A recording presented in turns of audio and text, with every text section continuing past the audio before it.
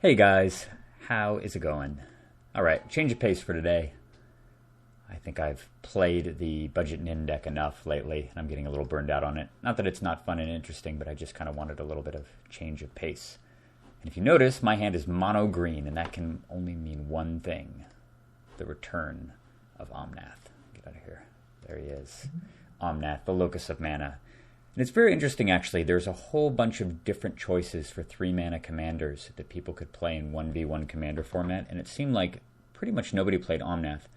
And I think that there's actually quite a valid reason behind that. Because that format is so fast and is so focused around the first couple of turns, it's filled with force spike type effects, and it's also filled with tons of spot removal. People playing cards like Oust and Chain Lightning and Fatal Push and Snuff Out. Just things you wouldn't see and Dismember, just cards you wouldn't normally see in regular Commander. And because of all those cards in the format that deal with a 1-1 for 3 mana, and can even kill a creature of any size attacking at instant speed, one of Omnath's primary strengths, which is of course the ability to attack as a giant monster starting around turn 3 or 4 and increasingly growing throughout the game, well, you can't really do that against a deck that's sitting there with white or black mana untapped, because they can just blow your Omnath away and drain out your entire mana pool and effectively time walk you, make the commander cost 5, and drain all the green mana you've invested into it. And because of that, I think people are opting to play with more stable and reliable commanders, probably foremost the Nissa, the Vastwood Seer, because you get a guaranteed, actually not, I think that's the name of it, the 3-drop Nissa, the 2-2 that gets you a force, because you get a guaranteed value out of her every time you play her, and she eventually ramps up and turns into a planeswalker that draws you cards, which is a lot more reliable than Omnath. That's not to say that Omnath isn't good, and I think it was probably underused and undervalued, but it was also reined in quite a bit by the fact that so many people were playing with Breya, and Breya has the natural resiliency against Omnath as well, not only with the ability to remove it quite effectively with just the commander, but also the Thopters are really effective for dealing with a giant rampaging green guy. So anyway, I didn't play that deck at all in the 1v1 format, but now that I've switched back to regular multiplayer commander, because I've gotten tired of the 1v1 commander format, I have decided to dust this deck off and give it an update, and I've been having quite a bit of fun with it. I think this is about 5 or 6 games into a series that I just played. I played about a dozen games or so, and was pretty much routing people left and right, so don't expect any pitched battles here. These 3 games I'm going to post are kind of just a demonstration of what the deck is capable of, and just to give you a refresher of the things that are in it in case you're interested in it. And of course, I'm more than happy to give away the current deck list, which I altered by about 3 or 4 cards to update it. I haven't really altered the deck in over a year, and a number of different good tools have entered the format, or just people have kind of figured out cards that work really well in the green archetype that I've been impressed with. So anyway, I'm going to move forward here. I'm up against Turbo Bird, my former nemesis. I kept running into this guy when I was playing my budget nin deck, and he was playing Grand Arbiter Augustine, and he kept getting Soul Ring against me or Mana Crypt at the beginning of the game, which is very tough to deal with when you're playing a budget red-blue deck, and it was very frustrating. I beat him most of the time. I think he beat me a couple times with just early Planeswalkers, but none of those games were particularly pitched battles. They were all really lopsided in one direction or the other. But now he switched over to Nath of the Gilt Leaf, which is obviously a much more fair commander. And I have a crazy powerful hand, especially if I'm able to draw one more land, and I'm going second here. So let's see what happens.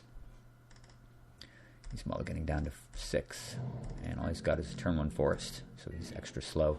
And I don't draw a land off the top, but I do draw Scrib Ranger, which is, I removed the Quirion Ranger from the deck mainly because it's a little bit too gimmicky and honestly not that useful. Not really on theme.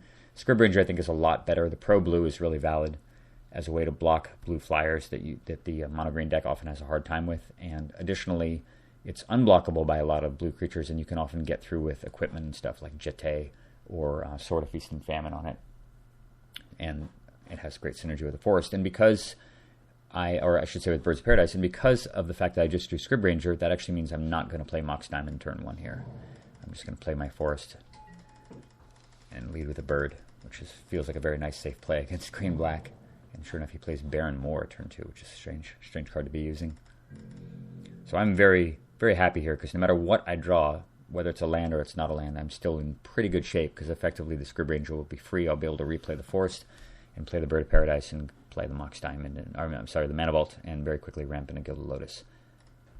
And I draw Soul Ring off the top. absolutely insane. Look at this crazy development here. So I play the Soul Ring, tap those 2 to play Scrib Ranger, floating 1, untap the land, or untap the bird, replay the land, tap and play Mana Vault, and cast Gilded Lotus, and cast Omnath, all on turn 2. Yeah, that's pretty insane. Put 5 mana into play, effectively 6, 7 mana, as well as casting the General. And of course I've got Genesis Wave in my hand as well as Worldly Tutor. Yeah, Turbo Bird, odds are not favoring you right now. I had the option of bouncing the Forest back to my hand at the end of the turn to untap the Bird of Paradise to float a green mana, but I feel it's not really worth it because I haven't drawn a land for a couple turns, and I'd rather just wait to see what's on top before I just float mana that's not necessarily useful, especially because he's got 2 black mana up and he could just kill Omnath in response, and I'd feel foolish about that. So I'm just going to untap the Mana Vault, because right now I'm just going to play the Genesis Wave plan. The idea is that even if he kills off Omnath, I've got, 10 mana right here? 10 mana plus the Scrib Ranger, so I've got enough mana to Genesis Wave quite quickly for 6 or 7, regardless of what he does to the Omnath. So I decided to go with that plan. I draw a Forest here, so I'm just going to throw that away, since this is the opportunity, and that'll still allow me to do the trick with the Bird of Paradise. I'm going to float a bunch of green. Sure enough, he doesn't do anything, and I don't mess around with the bird there, because if he kills it during the untap step, I'd be wasting the mana. I'm just going to say done, keep that stuff untapped. And he's got Oracle of Moldea, pretty good. Go with this Forest, another Forest on top. But now I can safely float some more mana here. Bounce the Forest back, because I don't have another one in hand to get another green mana. 7 green floating already, it's insane. Alright.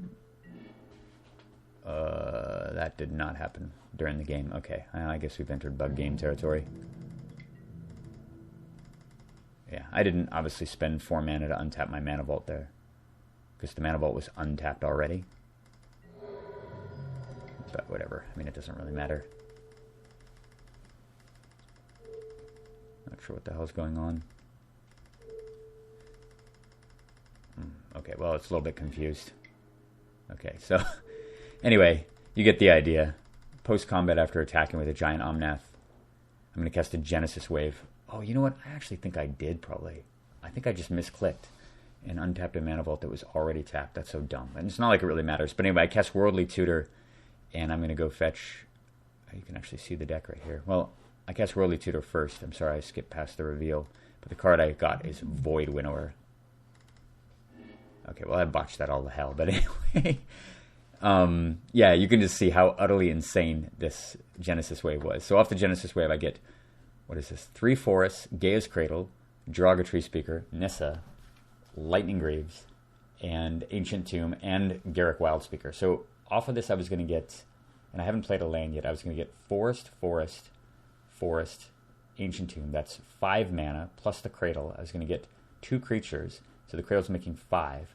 That's 10 mana, plus Garruk, which untaps both Ancient Tomb and Gaia's Cradle to add another 7. So I have 17 mana. So post-combat, I was going to be able to hardcast Terastodon.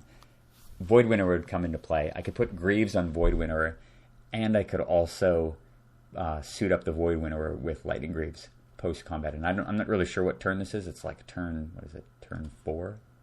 Yeah, I think it's turn, it's turn 4. Or turn 5. But either way, just a little demonstration of the raw insanity that this deck is capable of, especially when you get a draw that involves Mox Diamond, Mana Vault, and Gilded Lotus. And of course, these 2 cards are banned from 1v1, or I'm sorry, these 2 cards are banned from 1v1 Commander, and you don't see them too often, as is this. So lots of cool, decadent greenness, and there's some more to come in the next game. But of course, my opponent just, as soon as he saw what was here, he just scooped it up. There was just no question about that at all. He knows he's dead. But I've got 2 more games of a similar vein to show you, and hopefully some games with this mono-green deck in the future that are a little bit closer and more interesting. But I'm sure that all you guys appreciate watching green do its crazy stuff. See you soon.